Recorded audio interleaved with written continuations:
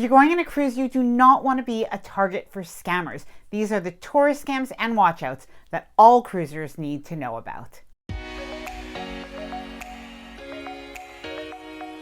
Hi there, I'm Ilana from the website lifewellcruise.com. Welcome back to my channel. Now, if you're going on a cruise, it doesn't matter if you're going to the Caribbean, to the Bahamas, or if you're going to Europe, you just don't want to be the target of any tourist scam. So there's definitely some things that you want to watch out for. You just want to make sure that you're not really kind of taken advantage of or robbed. So before I get started, I did want to mention that if you like this video, if you find it helpful, informative, or enjoyable in any way, then please do give this video a big thumbs up. I really do appreciate it. And please subscribe to the channel if you haven't done so already. Let's get started. Okay, so I have 10 things that I am going to share with you. And one of them isn't really a tourist scam, but it really sort of is a case of maybe buyer beware. So something to be cautious about. Number one, the free bracelet scam. Now, this is a scam that's been a little bit common in Europe for a few years, and in particular in some of the bigger cities. So you might see this in Rome, you might see this in Florence, you might see this even in Paris. And basically the idea of it is that people who have these sort of free bracelets, they will be on the lookout for people that look like tourists, so people that look like you and I that are walking. So be a little bit careful, be a little bit vigilant. But the idea is that they will have bracelets. They will try to quickly put that on your wrist to say, hey, these are free friendship bracelets. But once it is already on your wrist, sort of tied, they're going to ask you for a donation, and they'll try to coerce you a little bit. They might show you a picture of their child and say that they could really use the donation for their child. It's not for them. And there may be other ways that they'll try to coerce you. Once it's on your wrist, it's really a little bit hard to get away without giving them a donation. So the best thing is, if anybody wants to give you anything for free, and by the way, there are other sort of free things that they may try to give you. It could be rosemary. It could be that somebody might offer you a cup of tea if you're in a store even. Just try not to take anything that is free, because really they do want that donation. But in particular, the bracelets, really watch out for that. A firm no thank you, and keep walking. Number two, now this is actually not a scam, but I think it's a little bit of an excursion bait and switch in a way. And this in particular, I feel like does kind of target tourists.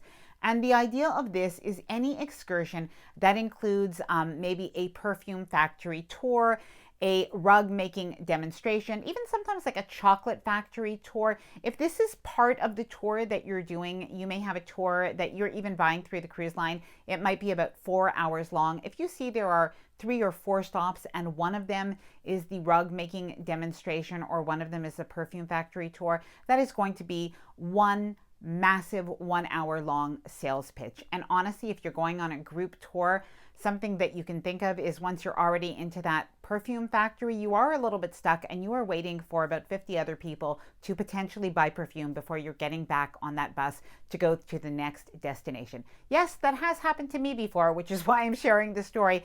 So if you do not want to get stuck in these situations, it's best when you do take a look at the excursions, whether you're booking them privately or with the cruise line, just take a look and try to avoid those type of excursions. Please let me know if you've ever experienced this before. Please let me know down in the comments below. And of course, if you really love rug making demonstrations or perfume tours, definitely book these. But if you don't, well, avoid them. Number three, the luggage watch out. Now, there are a couple of things that can happen with your luggage. First of all, we all have to be very vigilant to watch our luggage anywhere we are. Any airport, whether we're in the United States, whether we're in Europe, whether we're anywhere in the world, we have to really watch our luggage, keep it close to us. But beyond that, there's a couple of things that can happen. In Europe in particular, it's a little bit of a thing, especially for ladies, if you're traveling on your own or with other women, is you may have a man that will seem like they're really very helpful and they want to just help you with your luggage. Well, they will expect a tip. So that is something that you should know. So don't accept any help from any strangers when it comes to touching your luggage. And the second thing that can happen, and I think that this is obviously worse, is you can have a luggage switch. And I actually know of somebody that happened to. They were in Rome and they had like a black piece of luggage and they actually lost their luggage completely. Somebody basically switched another black piece of luggage with them. So it is something to really watch out for. Keep your luggage close. Number four, I'm not sure exactly what this would be called, but I'm going to call it the better location scam. And basically the idea of this is, in particular, we've seen this in the Caribbean, and this is where somebody, maybe a taxi driver or a shuttle driver, you ask them to go to a certain place, but then they decide that they're going to take you to a better location. And that better location might be basically the restaurant of their friend, or maybe even an area of the beach where maybe they're getting paid money if they bring people, tourists, to their location. And basically this did happen to us. We were actually in Roatan. I had already researched an area of the beach, a specific resort area that we knew was going to be safe, that we knew was going to have like chairs that we could rent and that kind of thing. And we did actually get into a shuttle, and as we got to the beach, he brought us somewhere else. And basically what happened was he said, but this is better. My friend is here. This is so much better. This is cheaper. And basically what we did, we were with other people as well, and we insisted that he drives us to the area that we had already agreed upon. And by the way, that we had already agreed upon the amount of money for that shuttle as well. So it is something just to be aware of, that can actually happen. Number 5, so let's follow that up with taxi scams. So something to be careful of is to make sure, first of all, that you are getting into a licensed taxi, or if you're using a reputable service like Uber, just make sure that it is reputable. If you see that the taxi driver doesn't have any license displayed, get out of that taxi. So you want to make sure of that. Now, ideally, you'll want to have an agreed upon price before you get into the taxi, especially in a tourist area. Oftentimes you can do that. However, sometimes they'll say that they do have to follow the meter, and that really could be the case. So in any case, when you get into that taxi, what you can do though to make sure that you're not sort of being charged extra by the fact that maybe the taxi driver is taking the longer way to get to the specific attraction or area that you're trying to go, maybe the hotel, is what you can do is you can actually open up Google Maps. It will show you the fastest route to get to your location, and you can kind of follow along. That usually should help. Number 6, unfortunately, I've heard of this one for years, and I hear that it continues to happen on occasion. And this is basically the traffic infraction scam.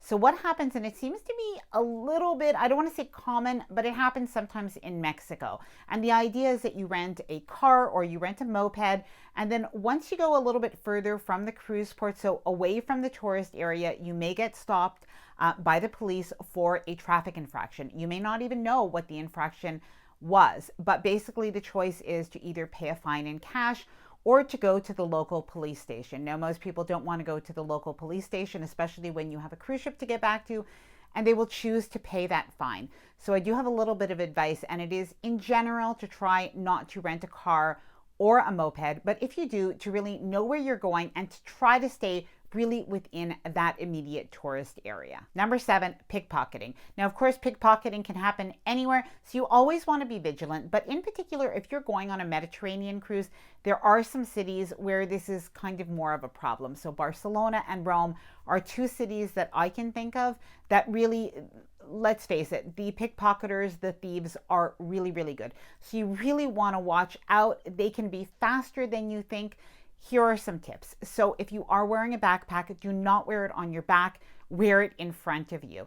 If you are going to that cruise port of call, like it's your embarkation port, so you're staying at a hotel, you want to keep your items with you. So then you definitely want to keep a money belt to have your items like under your clothing, or a neck wallet, so something that is under your clothing. Now, if you're visiting the cruise port of call for the day, like so for Barcelona during the day, by the way, it's an amazing city, so you definitely should go, but there are just a few things that you should do. So ladies, you might want to wear a crossbody bag. Now I have this one. This is by Travel-On, so this is splash proof. So any of the Travel-On bags are really good. Another item that you might want to use is this waist pouch. So something that really goes right on you, or you could even wear it also crossbody, but you really do want to watch out for that.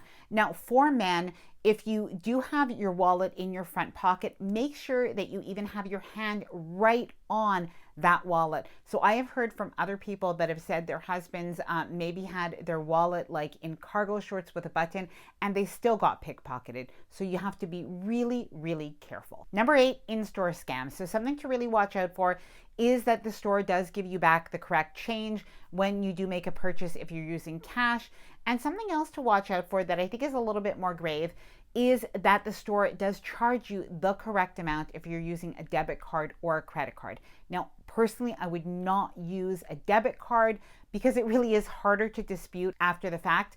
However, if you do use a credit card, still be very careful, but if you use a credit card and they have charged you the incorrect amount, at least you do have recourse with your credit card company that you can file a dispute. Now, these next two are not exactly tourist scams, but they are definitely cases of buyer beware. So number 9, this is a case of basically restaurants in particular, well, taking advantage of tourists. So something that you'll notice, especially in some of those big cities, is that when you are going to restaurants that are in the tourist area, that you're being charged not only more than if you went on another street, but you're being charged more than if you were a local. So a local person may be charged half the price for the house wine versus what you are charged. Now, something else that you might find is the price might fluctuate. So even the price of a sandwich might be €4 at one time during the day, and it might be €7 later on, just because they decide that that is the price. Now, that's definitely not the most pleasant experience, but there is a solution. And the solution is just walk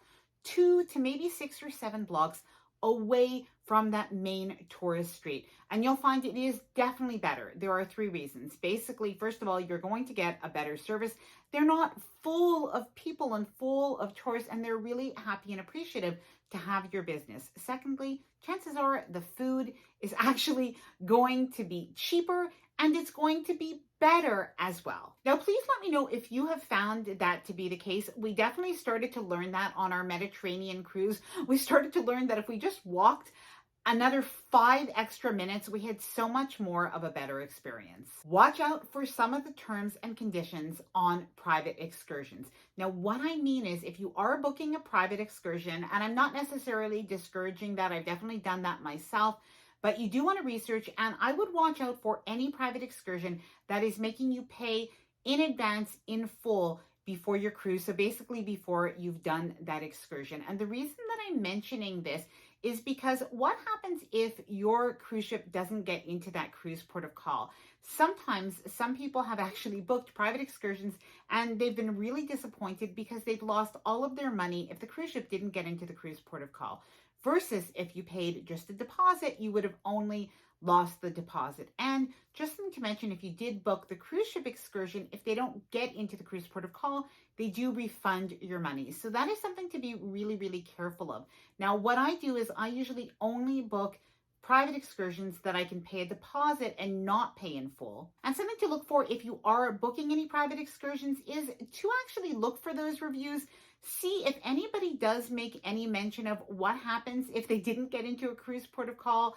Was that private excursion, were they reputable? Did they refund the money? I do think that that is something important when you go on a cruise. Now, please let me know if you've had any experience with any travel scams of any sort. Please let me know down in the comments below. And I'm going to leave a video right after this one about what not to wear in a cruise port of call. So just some clothes to be careful of that you might want to watch next. I hope that you enjoyed this video. If you did, please do give it a big thumbs up. I really do appreciate it. And please subscribe to the channel if you haven't done so already. I would love to have you here within the Life Well Cruise community. Bye for now and happy cruising.